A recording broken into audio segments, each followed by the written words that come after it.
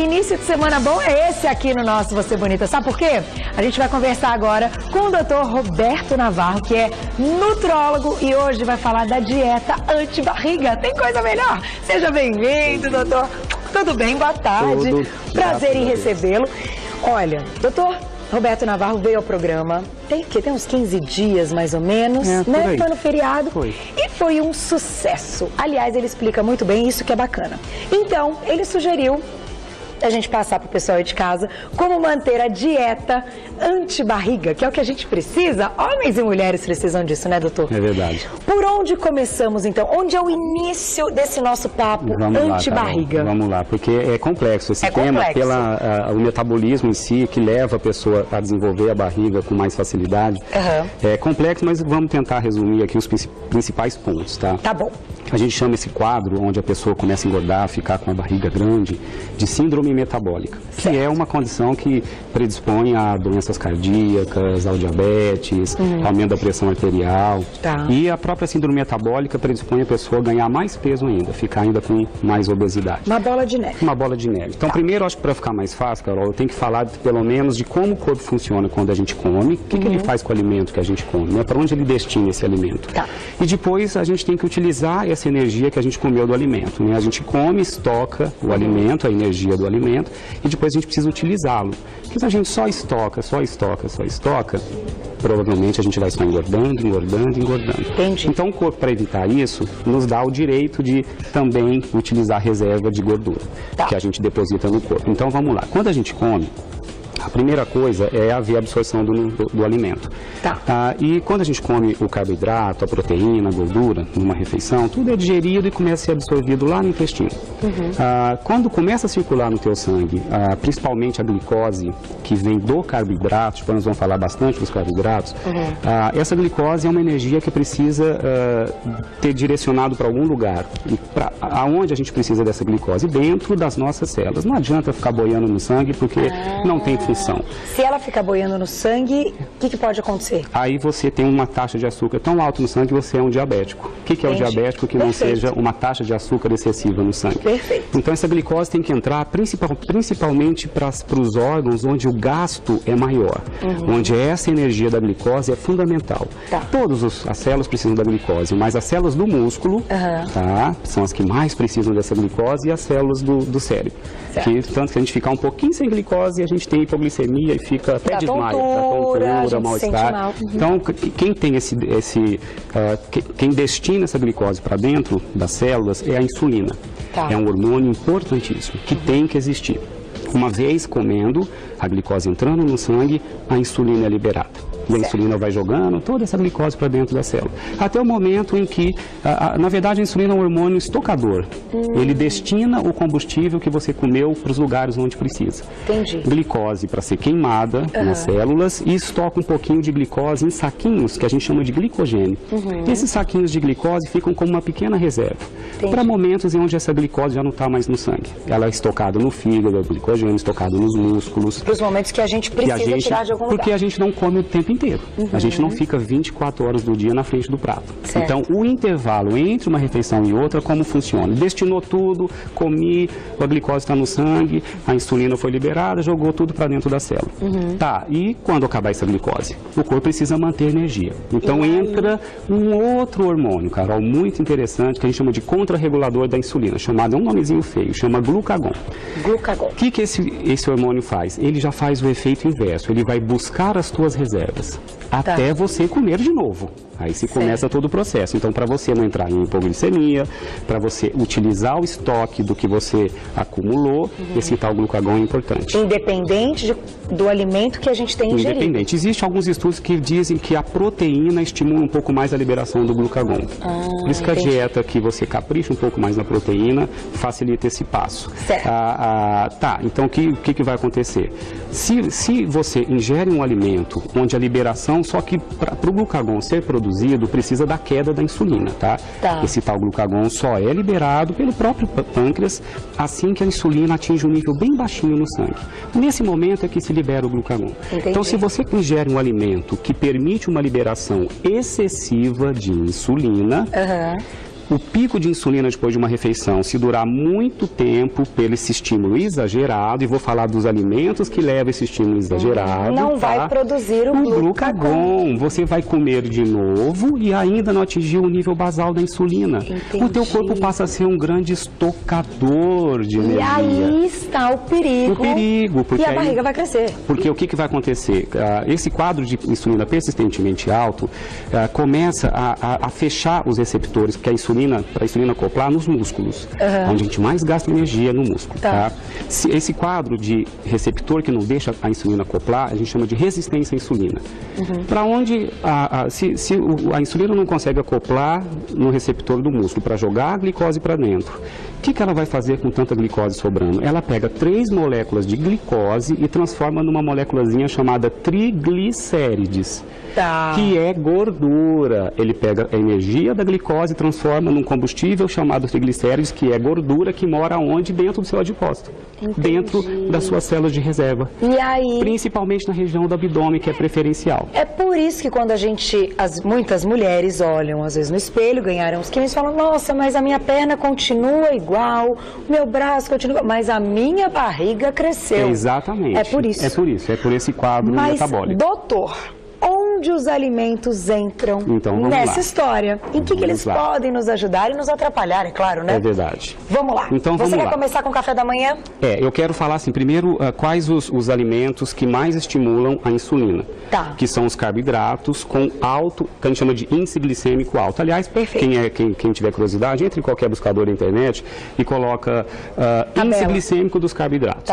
Vão abrir várias páginas. Clica alguma delas e tem Eu tenho uma tabela dessa na muitas cozinha. pessoas já estão aprendendo a fazer isso. Você tem todos os carboidratos nessas tabelas, que, aliás, vamos descobrir o que é o carboidrato. Tem gente que fala, não sabia que a fruta era carboidrato, que o chuchu era carboidrato. E tem uma pontuação que se dá a esses carboidratos, chama índice glicêmico, que varia de 1 a 120. Os que têm numeração acima de 70, que a gente chama de índice glicêmico alto, são os maiores estimulantes da insulina. E são esses que a gente deveria evitar. Tem que tomar cuidado. Então, quais são o que está acontecendo na dieta ocidental moderna? A gente passou a ingerir muitos carboidratos com alto índice glicêmico. Então, eu coloco aqui pelo menos 2 vilõezinhos que a gente tem que evitar, que é a farinha branca refinada. O que a farinha branca refinada vira? Olha isso aqui.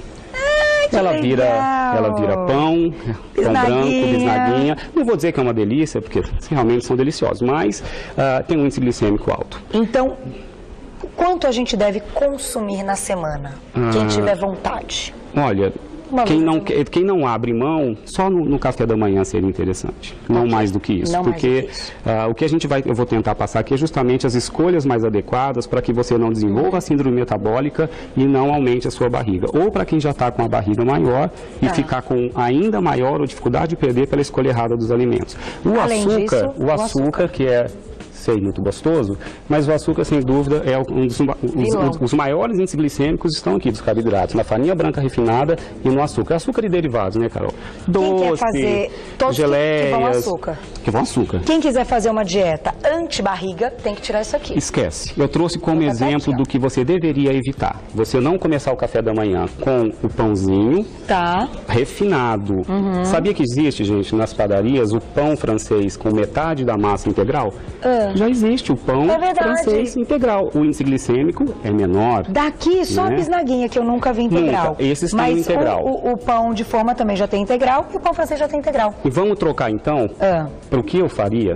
Vamos fazer o que você faria. O que seria interessante, tá? E um detalhe, Carol, a glicose, o carboidrato que vira glicose, que é o vilão que faz com que a insulina seja liberada em excesso, a absorção da glicose é menor quando a proteína está na mesma refeição. Entendi. A proteína freia a velocidade de absorção da glicose. Então é legal comer juntos.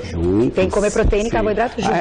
Eu acho que a dica bacana é sempre colocar proteína e carboidrato no mesmo alimento. Isso metabolicamente é interessante.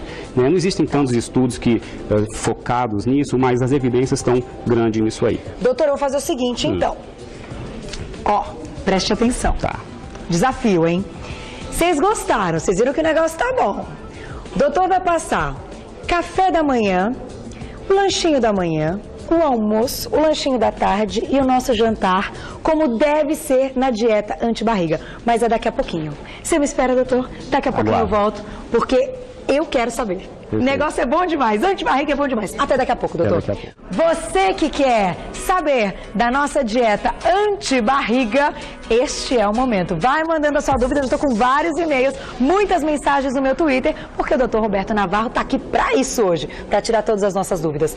Vamos então às nossas refeições, doutor? Vamos. O que a gente precisa? Então, vamos lá. Eu vou montando por um e só vou resumir os vilões da síndrome metabólica, resistência à insulina, aumento de peso, ganho de barriga, e os defensores. E os defensores, aqueles que a gente precisa comer. Então, o que aumenta síndrome metabólica ou ajuda a desencadear?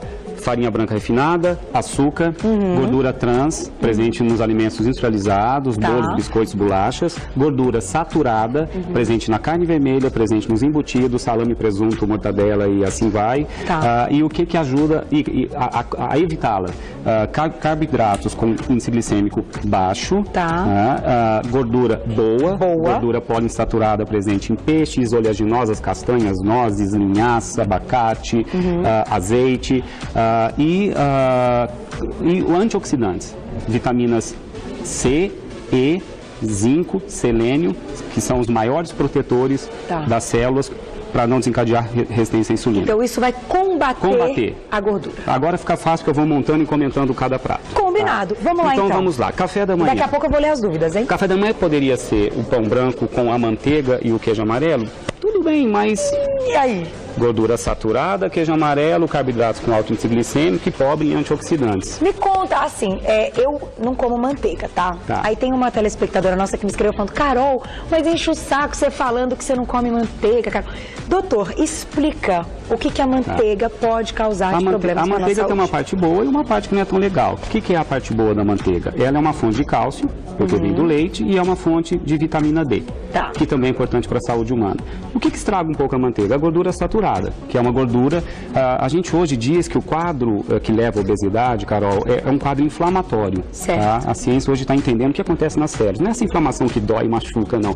Dentro das nossas células. E tem alimentos que estimulam um grupo de substâncias chamadas citocinas pró-inflamatórias, que detonam toda essa... e que levam, inclusive, a uma resistência à insulina. E a gordura saturada aumenta a citocina pró-inflamatória, que está na manteiga. Agora, se a pessoa não está com peso acima, não tem síndrome metabólica, não tem nenhum, o colesterol está ok, a manteiga em pequenas proporções, não tem problema, Carol, é tudo questão de quantidade. Eu não vou morrer porque peguei uma colherzinha de chá de manteiga e passei no meu pão de manhã. Agora, aquele que capricha demais, que põe em todas as receitas. Todas as receitas, exatamente. É o volume que estraga. Um pouquinho não traria problema. Posso fazer a primeira? Gente, olha isso, mas é dúvida que não acaba mais. Eu vou fazer a primeira, tá? Meu nome é Jéssica, ela mora em São Paulo. Beijo, Jéssica. Doutor, eu estudo à noite, almoço no meu serviço mais ou menos 1h30 e só vou comer de novo quando eu saio do serviço às 6h30. O que eu posso comer na rua indo para aula?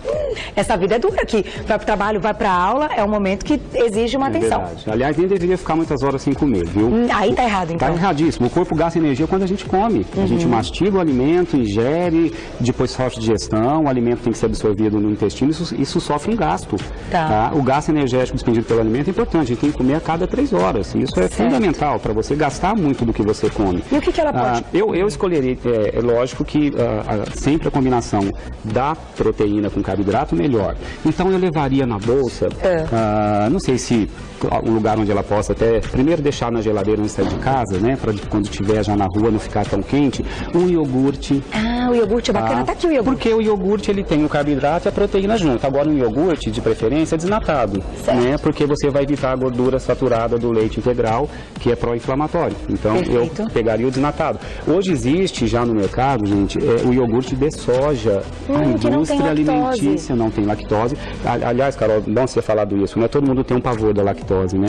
E chegou a ser modismo achar que leite faria mal para todo mundo. Eu, como nutrólogo, não posso divulgar isso de maneira enfática, porque tem pacientes que não têm intolerância à lactose, que não têm alergia à caseína e que podem consumir por ser uma fonte rica de cálcio. Tem muitas pessoas que só têm um cálcio no leite, né? Agora, sem dúvida, para quem tem intolerância à lactose ou alergia ao leite, a soja é o grande substituto. E a indústria hoje se preocupou com o sabor, né?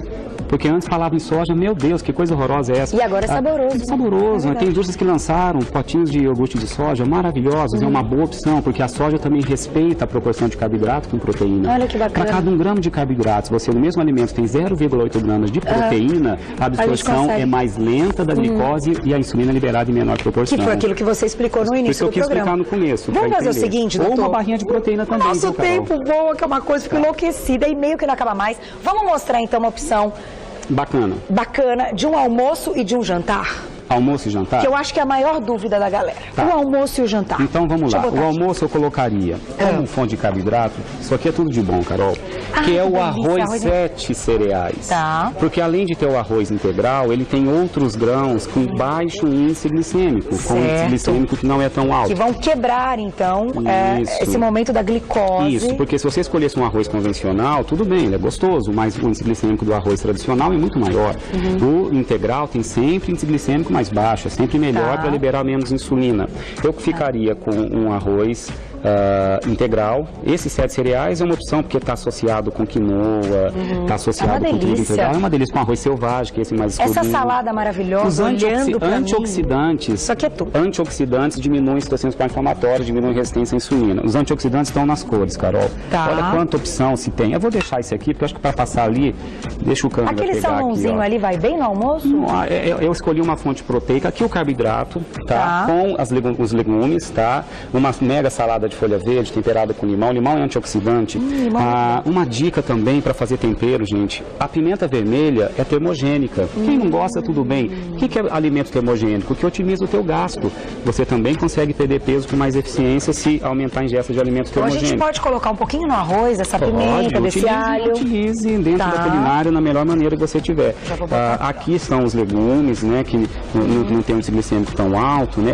Eu sempre capricho nas cores, Carol. Eu sempre coloco amarelo, coloco verde, o roxo, o vermelho. Aqui é o pepino, a abobrinha, o chuchu, a berinjela. Quanto mais a gente tiver essa variedade, melhor. Porque é rico em antioxidante.